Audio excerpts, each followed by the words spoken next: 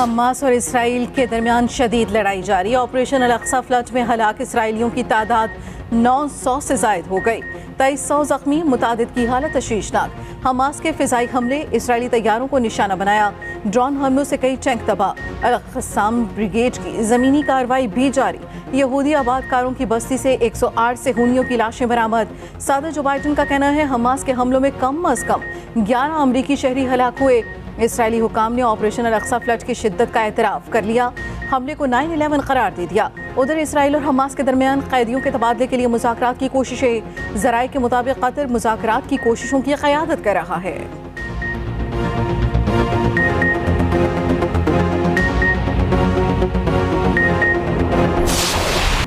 Israel ने मासूम फ़लस्तीनियों पर क़यामत ढा दी। सेहूनी फोर्सेस नस्ल कुशी पर उतर आईं। रात भर गजा पर अंधाधुंध बमबारी। अल जज़ीरा के मुताबिक शोहदा की तादाद 1500 से तजावुज़ कर गई। 2700 से ज़ायद जख्मी। जबालिया मुहाजिर कैंप में बमबारी से 50 शहरी शहीद। शोहदा में 81 मासूम बच्चे और 61 खवातीन शामिल। इसराइल फोर्सेस ने गजा पट्टी पर 1000 अहदाफ को निशाना बनाया। सैकड़ों रिहायशी इमारतें और मकान मलबे का ढेर बन गए। सेहूनी फोर्सेस ने हमलों का दायरा कार लेबनान की सरहद तक बढ़ा दिया। फ़लस्तीनियों पर मुजालिम ढाने के लिए अमरीका भी इसराइल के साथ। अमरीकी बहरी बेड़ा इसराइल पहुंच गया। इसराइल ने गजा की मुकम्मल नाकाबंदी कर दी। खुराक, बिजली और ईंधन की सप्लाई रोकने का हुक्म।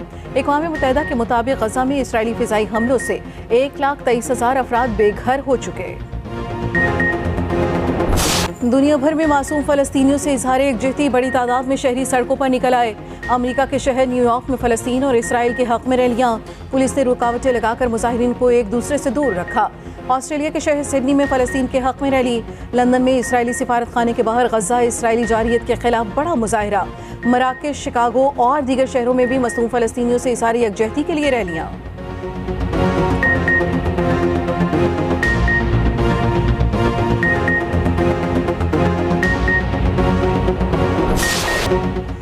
वर्ल्ड कप में कौमी टीम का दूसरा इम्तिहान आज श्रीलंका के साथ जोड़ पड़ेगा। बाबर 11 जीत का आज़म लिए मैदान में उतरेगी।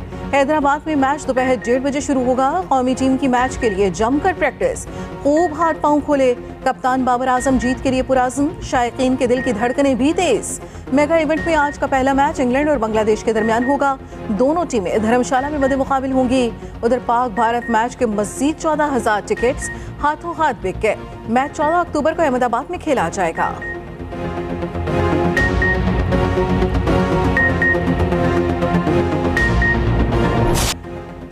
प्रैक्टिस एंड प्रोसीजर केस की समाअत आज फिर होगी। गुज़श्ता रोज समाअत के दौरान चीफ जस्टिस काजी फाइज ईसा ने रिमार्क्स देते हुए कहा, आइन और कानून चीफ जस्टिस की ख्वाहिशात के ताबे नहीं। ऐसा हुआ तो आइन की बालादस्ती और कानून की हुक्मरानी के लिए तबाहकुन होगा। हम मास्टर्स नहीं बल्कि आइन और अवाम के नौकर हैं। चीफ जस्टिस को आइन और कानून से आगे नहीं बढ़ना चाहिए। एक्ट के जरिए चीफ जस्टिस के साथ 2 पायलट ही लगाए गए। हम अपने साए और को पायलट से घबराते क्यों हैं? सवाल यही है, पार्लियामेंट इस कानून साजी की मिजाज है या नहीं? चीफ जस्टिस काजी फाइज ईसा ने मजीद रिमार्क्स देते हुए कहा, पार्लियामेंट ने अच्छी नीयत से कानून साजी की। ये पैगाम ना जाए कोई नया चीफ जस्टिस आकर अपने मुताबिक काम करेगा।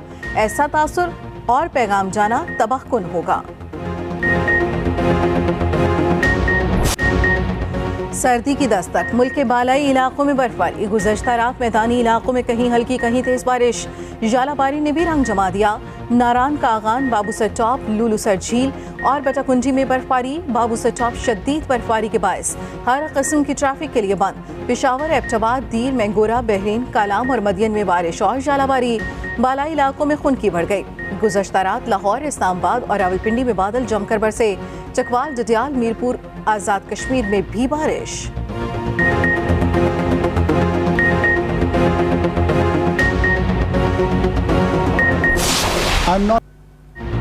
इंतखाबात में किसी की हिमायत करेंगे, ना ही किसी के लिए इदारा जाती मुदाखलत होगी। पीटीआई के जो लोग ठीक हैं वो कानूनी दायरे में रहकर इलेक्शन लड़ेंगे। निगरान वज़ीर आज़म अनवारुल हक काकड़ की सीनियर सहाफ़ियों से गुफ्तगू। कहा, मेरे पास 3.25 माह रह गए हैं, हम सिर्फ इलेक्शन कराने आए हैं। कहा, मेरी गुफ्तगू पर मुसलसल बातें की जाती हैं, मुझे वजाहतें देने की ज़रूरत नहीं। मैं मुगल बादशाह नहीं जो कहूँ कौन इलेक्शन लड़ेगा कौन नहीं। पाकिस्तान में सिर्फ उन अफगान बाशिंदों को निकाल रहे हैं जो रजिस्टर नहीं। फ़लस्तीन पर हमारी खारजा पॉलिसी पहले दिन से वाज़ेह है। मशरिक़ वस्ता में अमन का क़याम 2 रियासतों के क़याम में मुज़मर है।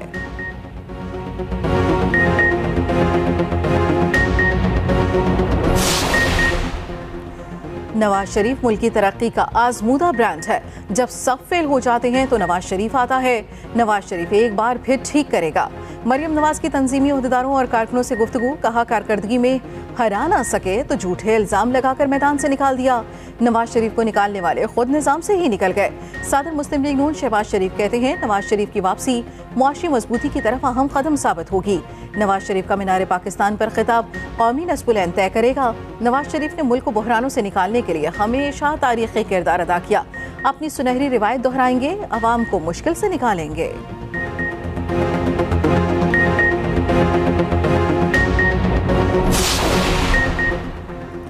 साइफर केस में चेयरमैन पीटीआई पर 17 अक्टूबर को फर्द जुर्मायद होगी। ऑफिशियल सीक्रेट एक्ट अदालत ने तारीख मुकर्रर कर दी। जज अबुल हसन जुल्करनैन ने अडियाला जेल में केस की समाअत की। रिमार्क्स दिए, फर्द जुर्म के साथ तमाम सरकारी गवाहों की तलबी होगी। चेयरमैन पीटीआई का चालान की नकुल वसूल करने से इनकार। जज ने अदालती इख्तियार इस्तेमाल करते हुए नकुल तकसीम कर दी। तहरीक इंसाफ के वकला का कहना है हमने नकुल तकसीम की कार्रवाई में हिस्सा नहीं लिया। अदालत के यकतरफा इक़दाम को हाईकोर्ट में चैलेंज करेंगे। उधर जज अबुल हसन का अडियाला जेल का दौरा, चेयरमैन पीटीआई को वॉक के लिए इजाफी जगह फराहम करने की इस्तदा मंजूर। जज का दीवार गिराकर जगह बढ़ाने का हुक्म, बागीचे तक रसाई मुमकिन हो सकेगी।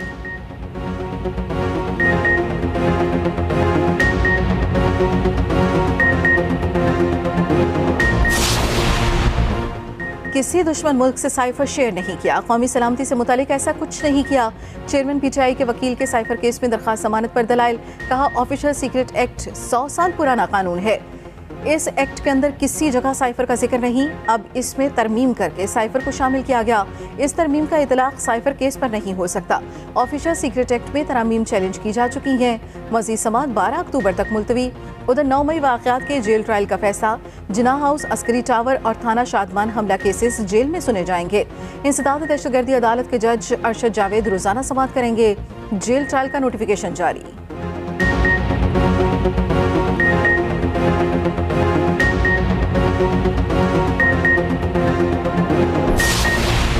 पाकिस्तानी प्रेजेंटर ज़ैनब अब्बास के लिए भारत में जमीन तंग। आईसीसी बेबस, पीसीबी खामोश। पाकिस्तानी प्रेजेंटर ज़ैनब अब्बास भारत छोड़ने पर मजबूर। भारत के शदीद दबाव पर आईसीसी के पैनल पर मौजूद पाकिस्तानी प्रेजेंटर ने वर्ल्ड कप अधूरा छोड़ दिया। ज़ैनब अब्बास भारत से दुबई चली गई। कदम फैमिली और दीगर ब्रॉडकास्टर के मशवरे के बाद उठाया। आईसीसी ने बयान जारी करके मजीद बेबसी का इजहार कर दिया। कहा ज़ैनब अब्बास को डिपोर्ट नहीं किया गया, वो ज़ाती वजूहात के बायस भारत छोड़कर गईं। रमीज राजा और ज़ैनब अब्बास आईसीसी की तरफ से भारत में मौजूद थे। दिल्ली के वकील ने ज़ैनब अब्बास के खिलाफ मुकदमे की दरखास्त दी थी। इल्जाम लगाया था ज़ैनब ने 8 साल पहले भारत के खिलाफ ट्वीट की थी। ज़ैनब से मुतालिक पीसीबी ने भी ताहाल कोई मौक़िफ़ ना दिया।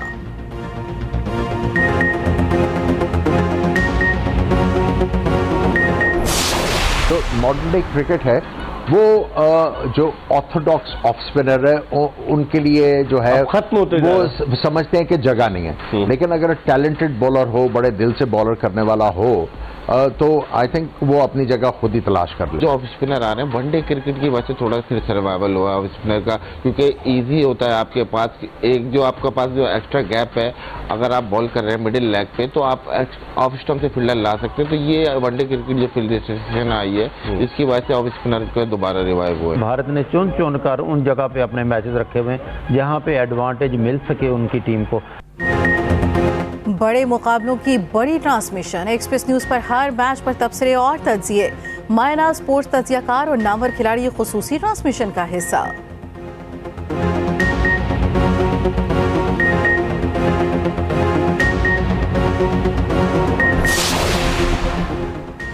खैबर पख्तूनख्वा में एमडी कैट टेस्ट दोबारा लिया जाएगा। पेशावर हाई कोर्ट ने महफूज फैसला सुना दिया। सूबाई हुकूमत का 6 हफ्तों में टेस्ट दोबारा कराने का फैसला बरकरार। फैसले में कहा गया JIT ने एमडी कैट टेस्ट में बड़े पैमाने पर नकल बेनकाब की। काबीना के फैसले के मुताबिक 6 हफ्तों में शफाफ टेस्ट का इनेकाद यकीनी बनाया जाए।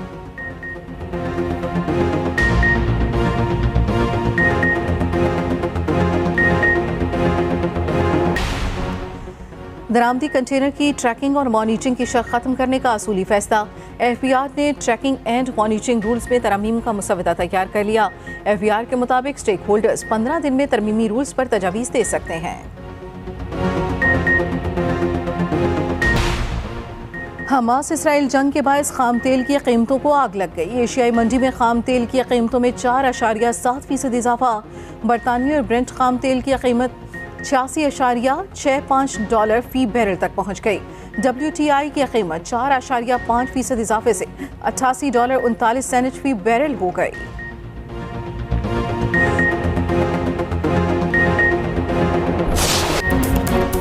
शाहरुख खान को जवान और पठान की कामयाबी के बाद कत्ल की धमकियां मिलने लगी। महाराष्ट्र हुकूमत ने किंग खान को Y+ सिक्योरिटी दे दी। VIP सिक्योरिटी यूनिट के कमांडोज हर वक्त साथ रहेंगे।